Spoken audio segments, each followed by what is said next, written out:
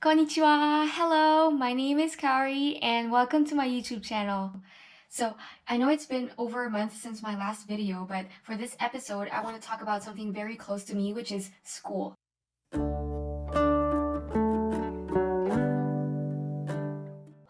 A little bit of background, I was raised in the Philippines. I went to school there all throughout until college, and I went to private Catholic schools.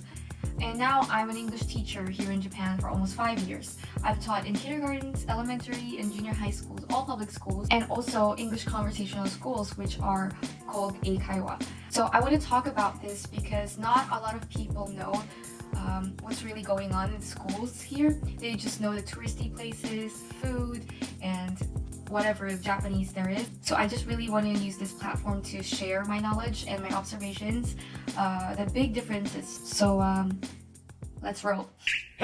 For school lunch in the Philippines, you can buy food from the school cafeteria or canteen. You can practically eat anything, and which is great. But then you need to really watch your diet. Some could overeat or not eat at all, which could be a problem since the teachers don't monitor the kids during lunchtime. You can sit and have lunch with your friends. If you don't have friends, well, that's too bad. But then, yeah, you're free to socialize and relax. Of course, you can bring lunch from home, but it'll be cold by lunchtime, so I personally don't prefer this at all. In Japan, you don't have to worry about food because the school provides the school lunch. So they have the school kitchen wherein they cook from scratch using very fresh ingredients, and they even get some of the crops they planted at school and use them as ingredients. Public school lunches are cheap.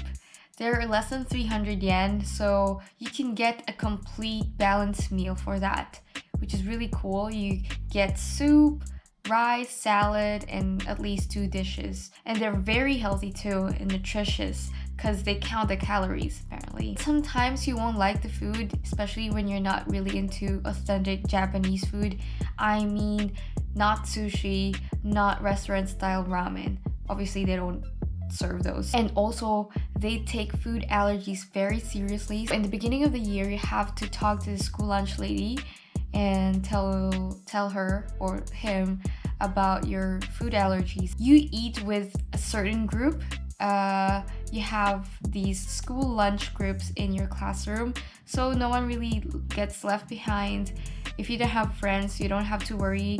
You're not gonna be a loner, you're gonna be eating with some people. Tests and homeworks. In the Philippines, you have weekly quizzes and quarterly tests.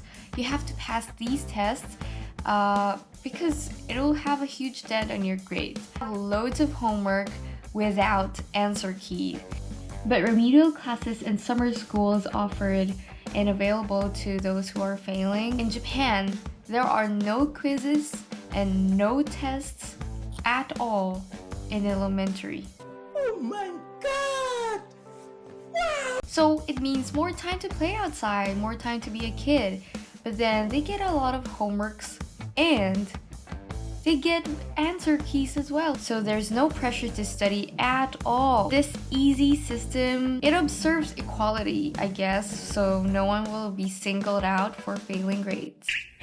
Now, I'm going to talk about cram school, tutorial centers, and extra activities outside school. In the Philippines, there are a lot of club organizations you can join in school, from dancing to sports to arts to anything that is available. Club meetings and competitions are social gatherings, so this is a perfect time to get to know your teammates from other schools, from other towns, and great way to make friends. There are tutorial centers like Kumon. From what I remember, going to Kumon for a month, just a month, I gave up easily. They gave me so much homework. Since you learn a lot in school, it's totally optional if you want to be tutored off campus. So it's not very common to be tutored. In Japan, you have to go to an English school in order for you to pass the Aiken or the English proficiency test, which the kids and adults apparently try to pass. I just don't believe in it, in that system, because just like the Japanese language test that I have taken before, it doesn't really measure how much Japanese or how much English you know. You have to go to a cram school to pass the high school entrance exam. So a little bit of trivia, a town usually has at least 2 public elementary schools and 1 junior high school. So during your 3rd year in junior high school, you have to find and apply to a high school of your choice.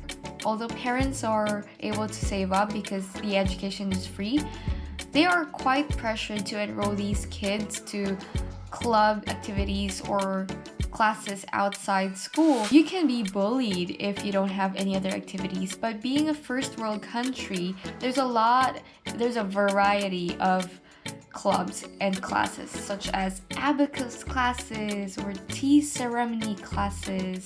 Now I'm going to talk about grading and graduation. You can fail or repeat the level if you can't maintain your grades, meaning you can't fail any subject. You cannot graduate without completing all levels, obviously. I heard that some schools separate the classes by the students' academic ranking. Aside from academic performance, your conduct is also observed and graded. If you behave terribly in school, you will not be able to graduate. In Japan, you cannot fail a level. No tests, and you cannot fail.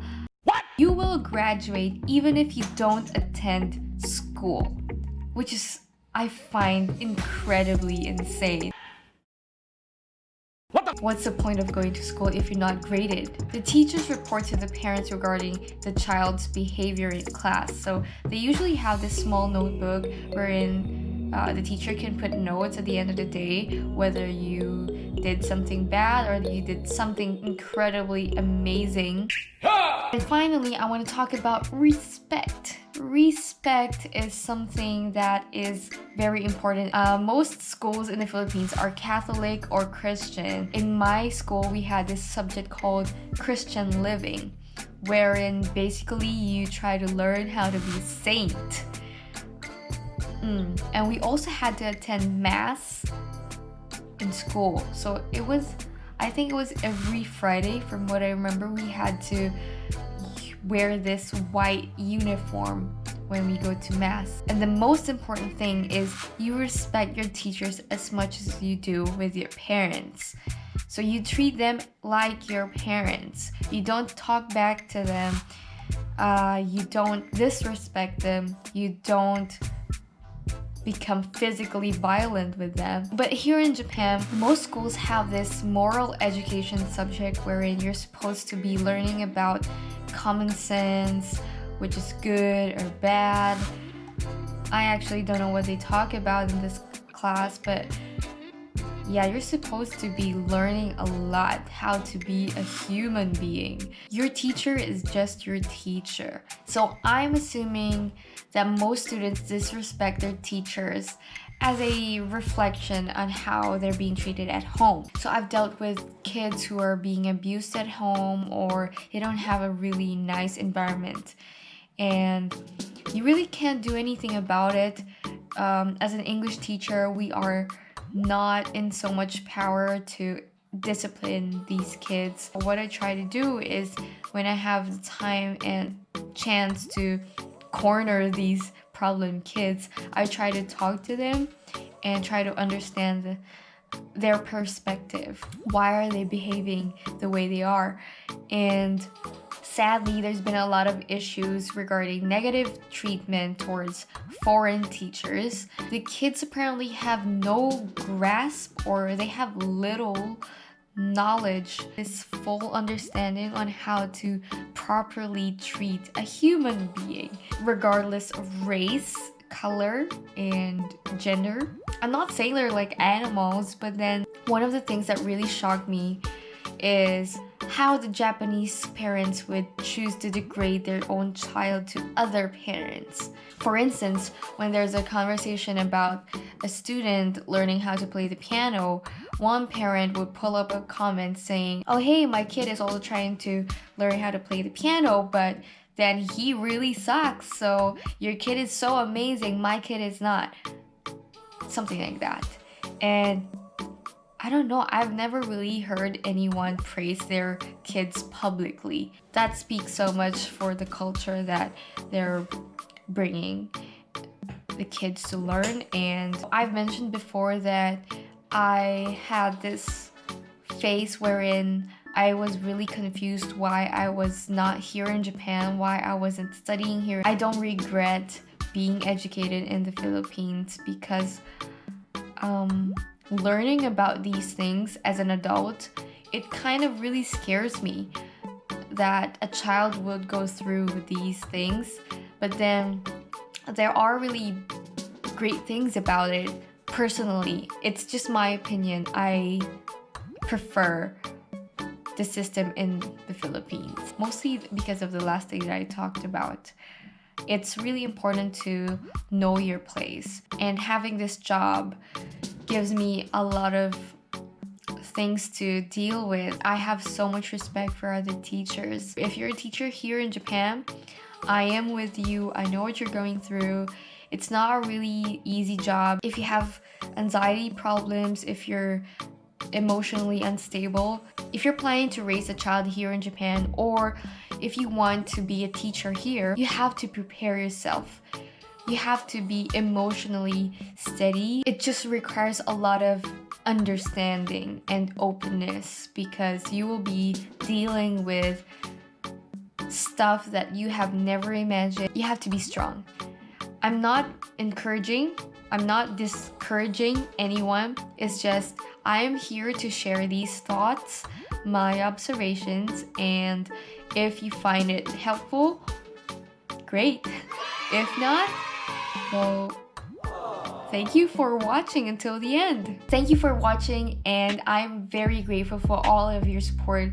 And if you haven't subscribed or liked this video, please do now. It's gonna be helpful for me to have your support and your opinions on my videos. I hope you will have a great day, have a great life, and I'll see you next time. Bye!